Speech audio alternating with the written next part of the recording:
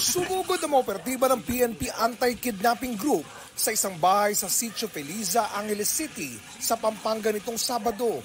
Ayon sa PNP AKG, dito sinasabing dinala ang dalawang Chinese na dinukot umano sa Ayala Avenue sa Makati, Sabado ng umaga, batay sa impormasyong nakuha nila sa Chinese Police Attaché. Ayon sa PNP, nauwi sa engkwentro ang rescue operation sa dalawang Chinese. Malubang nasugatan si Police Staff Sergeant Nelson Santiago. Hindi na siya umabot ng buhay sa ospital.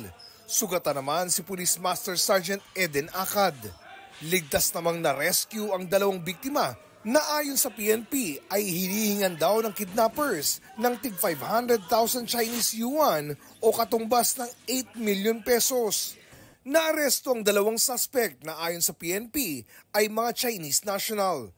Nakuha sa kanilang isang kalibre 45, isang 38 caliber revolver, iba't ibang klase ng jungle knives at drug paraphernalia.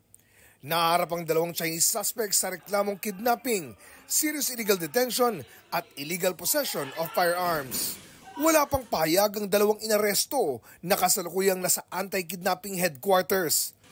Para sa GMA Integrated News, Oscar Oid ang inyong saksi.